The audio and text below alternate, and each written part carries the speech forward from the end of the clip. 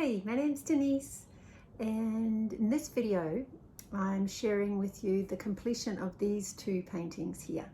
That top one, I thought I had kind of finished it. I just had a little bit to do. I was just only going to change the flowers, but then it caused me to change everything. For better or worse, that's what happened. And then this one down here has had a whole complete rework. So it's quite a longish video this week, about half an hour. And probably 25 minutes of it is talking through the changes I made to that one. I'm realizing that weekly making the videos isn't quite working at the moment. Really curiously, my whole confidence in making the whole thing dipped right down, almost like the tide goes out, tide comes in with me a little bit. So not in a bad way, just observing. And so rather than push and make videos because I feel like I have to, at the moment it seems better to just go about my business, get myself back in the zone that I want to be in to paint. And then I get the feeling, oh, this would be fun to share. This would be good. I could share this. So that's how this one rolled this week. And again, I'm showing you something that's fresh, just done this week. Yeah, I hopefully I will get the hang of this sort of making regular, but as I said, at the moment, got to go with the flow. So I hope you enjoy it. Thanks for watching, and like and subscribe if you like it. Bye. I'm loving how this painting has changed and is evolving to be a new thing. I've sort of thought that those chairs were a little lonely, and so now there's a whole lot more warmth that's arrived. And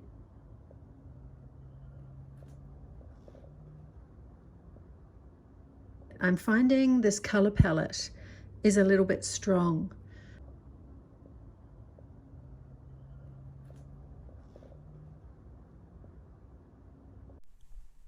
So here I am back with this lady. And I probably should have left her as she was in many ways. I kept changing her dress over and over and over. She did have a sort of a funky top and a skirt, but I changed it. And then I got the feeling that that very deep green robe, for one thing, I was annoyed that I got the stripes the wrong way on the sleeve. And then I sort of got into my head that it looked too much like a man's dressing gown. I don't know what got into me, but that's what I thought. And so here I am. I just tried loosely painting stripes and then decided, nope, that's not going to work. So then I am just going over the whole thing in a much lighter green. Still trying to keep with the palette. I mean, it's like I keep saying, I suppose, when you change one thing, it then affects everything else.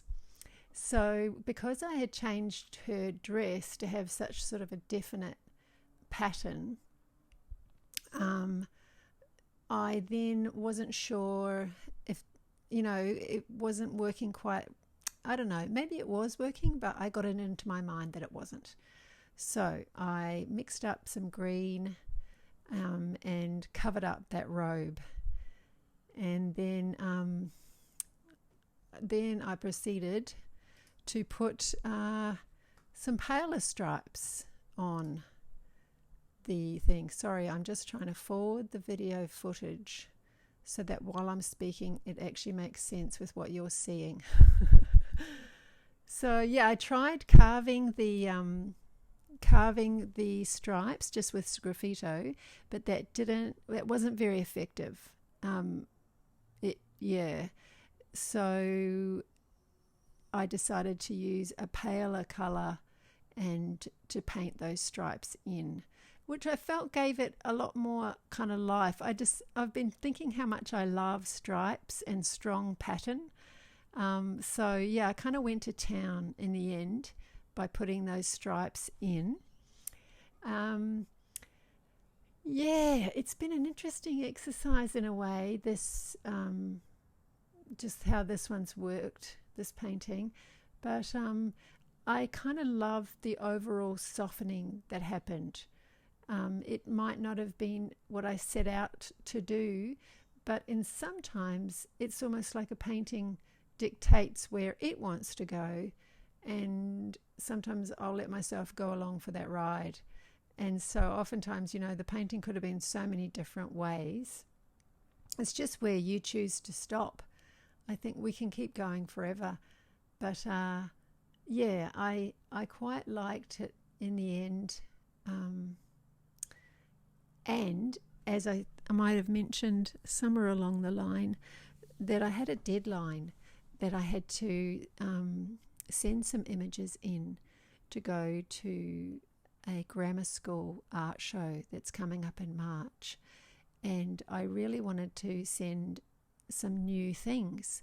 And so I reworked the other one, which I share in this video. And then I've kind of reworked this one in many ways, or different pieces of it. And I did a third painting and sent images of that along. So that felt quite nice, to send some new, fresh things, fresh off the easel type thing. It gives me something to gauge, whether how will they be received in a different town. They'll be going about 3 or 4 hours away from my home. So yeah, that'll just be interesting to see. And yeah, I think that's about all I can say about this for this moment.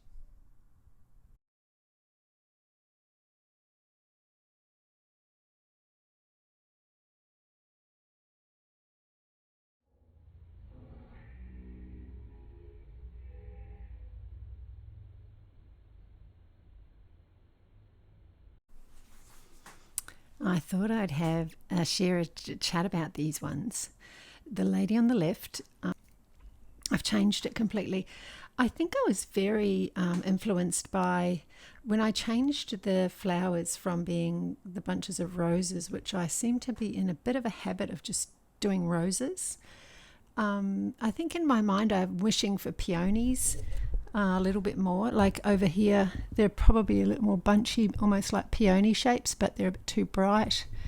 Over there, they ended up sort of white roses. And so once I ended up doing those, I didn't want to change them.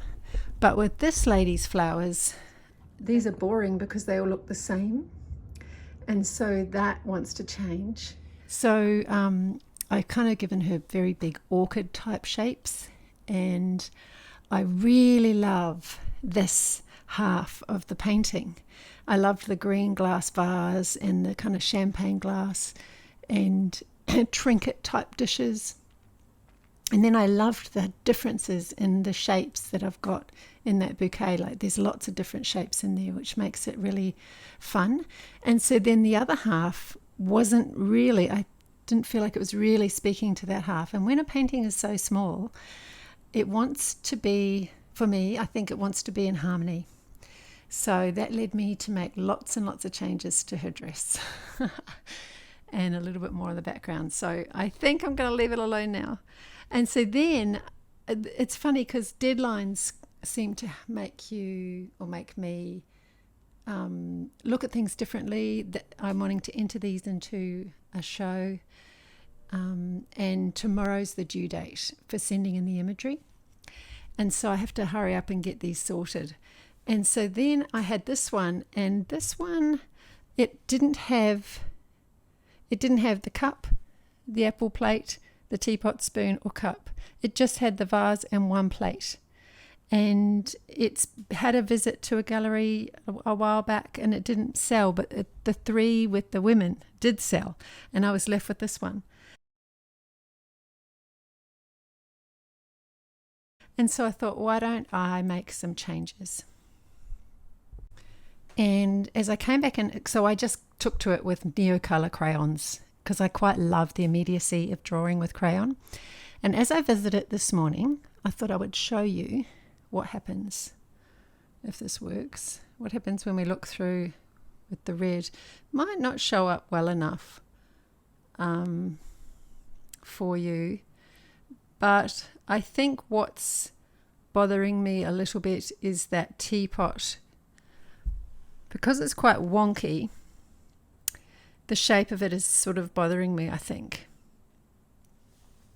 So that's what I'm wondering about, whether to make it softer, because you want the eye to travel all around, and I suppose that's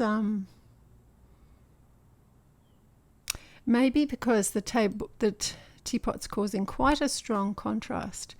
I think that's where it's drawing my eye, and it stays there a little bit. And the tablecloth is quite funny. I painted it pink, and then I painted the white, and then I did those stripes, and they came out so wonky. And I thought, I need to leave it. I just need to leave it that wonky, because it gives it a little bit of movement and a little bit of life.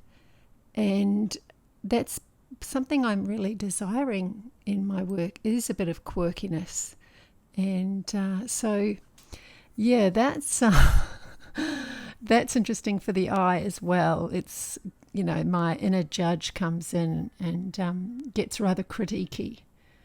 So I've got to be careful to change it in ways that I would enjoy and not get too judgy and overcritical, because I am loving a quirkiness. So that's what I'm considering at the moment.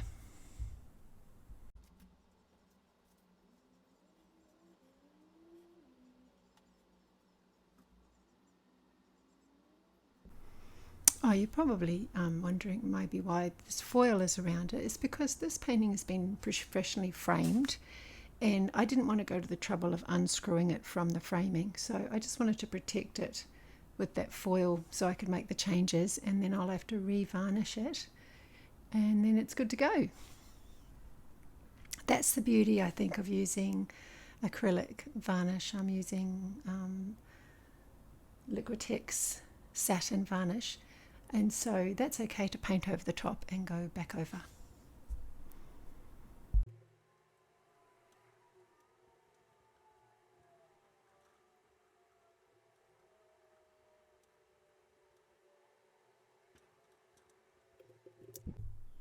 So I'm going to add some more greens and paints and things to these leaves, and maybe do some little tendrils and things, because as much as I sort of have a tendency to leave a resting place when I make paintings, but on visiting again, it maybe felt a little empty, a little heavy over that side and not enough here.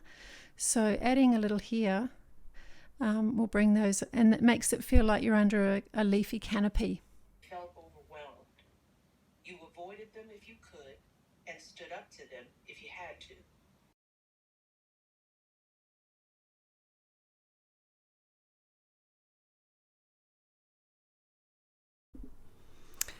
As I'm spending more time with this, I'm realizing how much you can overdo and keep fussing.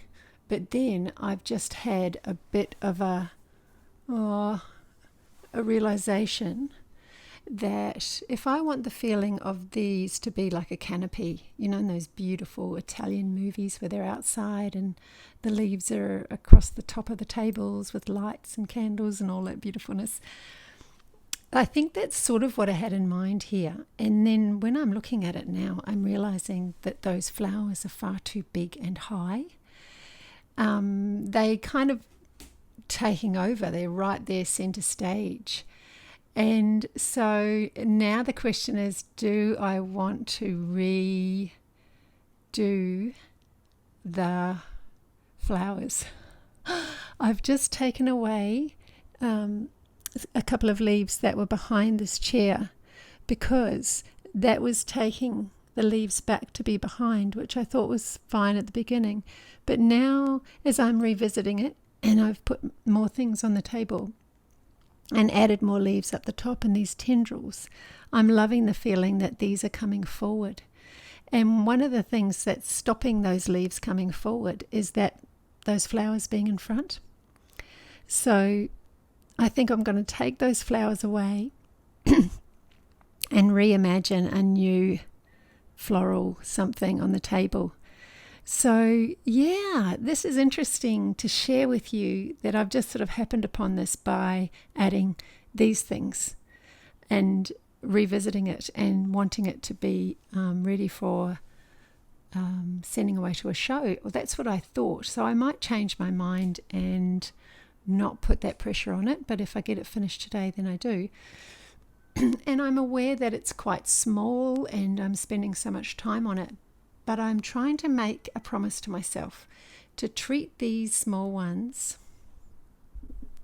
I thought I'd take a moment to say hello on camera because it's been weeks since I've felt, in a way, brave enough to come back on camera.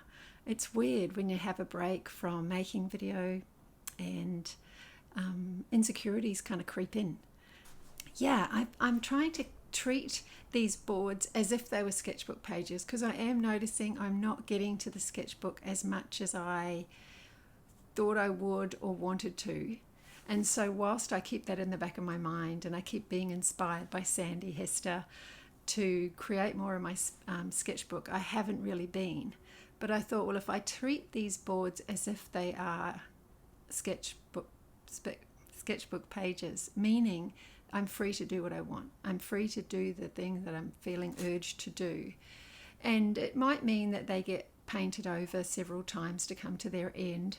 And that's all learning, and that's okay. That's what's happening with this little bunch at the moment, and maybe ongoingly. So I found a picture online of a really sweet little posy in a jar. So what I'm hoping is to maybe keep this and change all the flowers, but rather than try and redo the jar and redo the whole everything. It would probably look better if I would, but maybe I'll chalk it in first and see how that works. Another thing you can do is take a photo and do it. I might do that just for the fun of it and show you, and putting it in Procreate. So I have drawn around this in another Procreate file, taken away the background, and so now you can place it, wherever you like in here. So I have got it quite, that jar that currently is really quite centered, so which is often the place where you do see the flowers. It's just a matter of how big to make it. What else might help is to erase the current ones, so they would sort of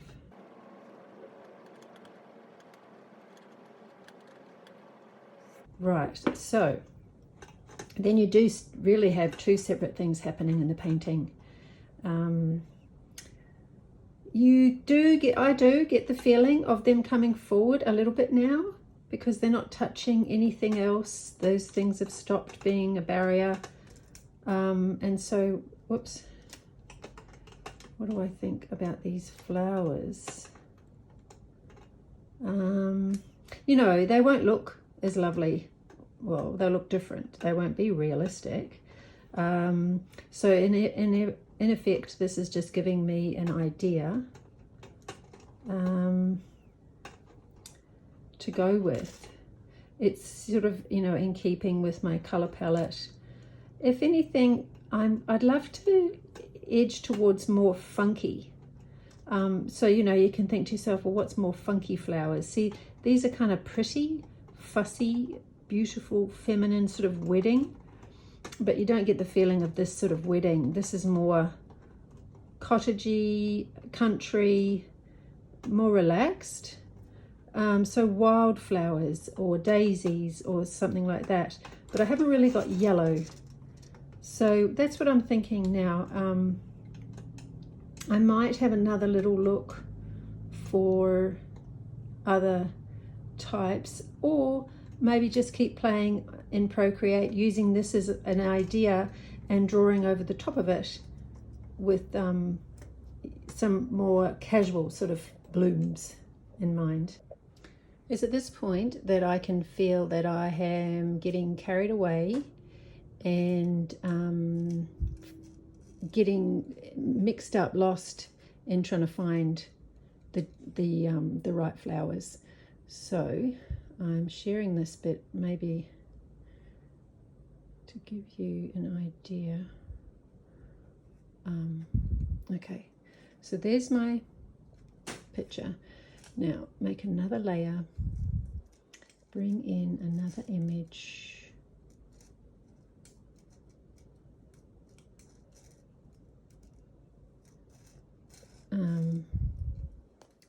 Oh, the background's still on that. I thought I took the background off. Okay, yeah, you've got to save it as a PNG if you want the background to not be. So I was thinking, you know, a little protea might be nice with just the leaves. Keep it quite simple. But I can already feel that this is wanting to take over the whole thing. It may well be sort of the feature, but this is where you have to think it through a little bit. Do you want it to be the feature, or is it still going to be just part of this quieter conversation here? What do I want to stand out? Or are they all sort of equal color and things like that? So I think this is sort of nice in the size, although sometimes it's nice to go a little bit bigger and make it, yeah, they wouldn't be that big, but you sort of make a thing of it as if they're right up close. So I could choose to do it that way, but then it makes those chairs look a little crazily out of proportion. So, you know, then I'm bringing it back, thinking of it in relation to these other items. See how it starts to get a little bit, too complicated. Oh my God, are we still having fun? Kind of not, but I've committed now. Well, sort of, yeah, I think I have. And so I'm thinking, is there anything else that I might bring onto the table for a bit of height? So I could put 1 or 2 champagne flutes maybe.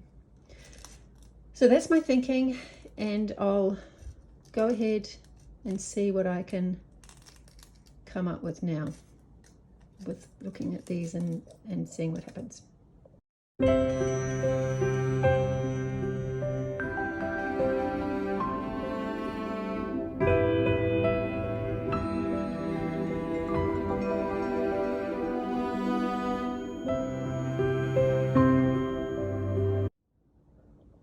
Here we are at this point, and I decided to paint the whole tablecloth pink again, get rid of the plate under the apples because it was taking over and pushing into that little jar of flowers a little too much. So I thought it was easier to take it out and go over the whole tablecloth in pink again to give me a new start, a new white tablecloth, which I might then just put those wonky stripes back on. But trying to repair the pieces, bits and pieces, didn't make sense. It was easier to start again. And you can see how the pink tablecloth, it kind of looks pretty, but see how it's not the answer. But as an under painting, for little bits of it to pop out when I put the white over, that's wonderful. And it's a really beautiful conversation between the pink and the green, the opposites there, which is I'm finding really pleasing to the eye. So keeping pretty much the color palette that I had, but just, you know, reworking it. And I'm thinking, you know, these strong turquoises, I'll need to bring them in somewhere a little bit. And so I was thinking one other little piece could be a little bowl or something.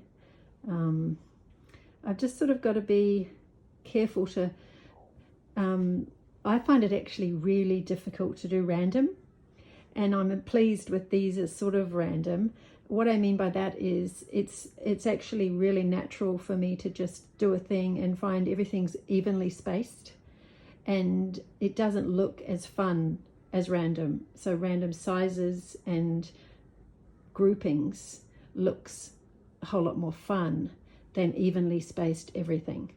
So I'm looking at the spaces between things, and like there's little pairs of things, and see how those apples look nice now, free on the table to just be, instead of confined to that plate. But that's because this arrived. So when you do a new thing, it creates an opportunity for, well, how's that interacting with the rest and what needs to happen next? So it's quite fun. It's interesting. The inner critic comes along and says, why are you spending so much time on this, la la la? And then my inner wise voice sort of says, why not? I'm enjoying every minute of this when I don't listen to that critic. I'm enjoying every minute of this as being, I'm learning by doing. And I'm loving how this painting has changed and is evolving to be a new thing.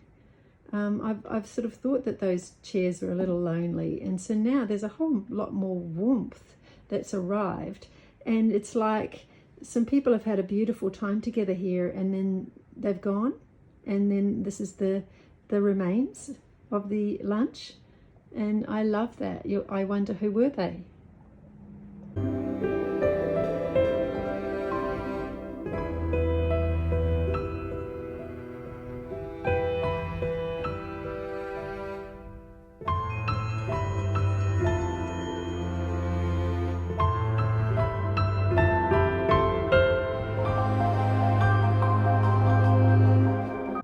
As I'm pottering along, touching this up, adding a little wee flower petal here and there, I'm really taken with how the difference when I create art slowly and enjoy the process so much.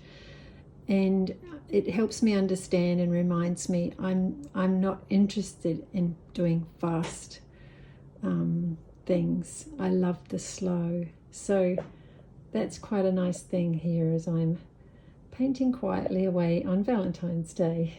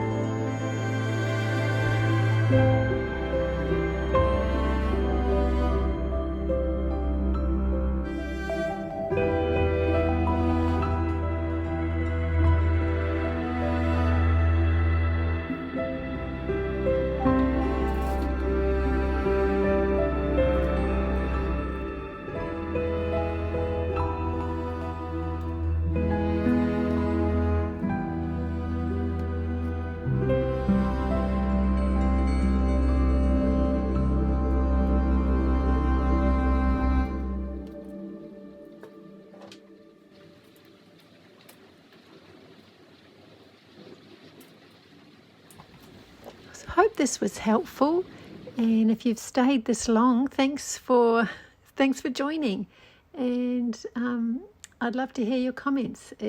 Tell me what you liked, or did you learn something, or anything. Yeah, I'd love to hear from you, and thanks very much for visiting.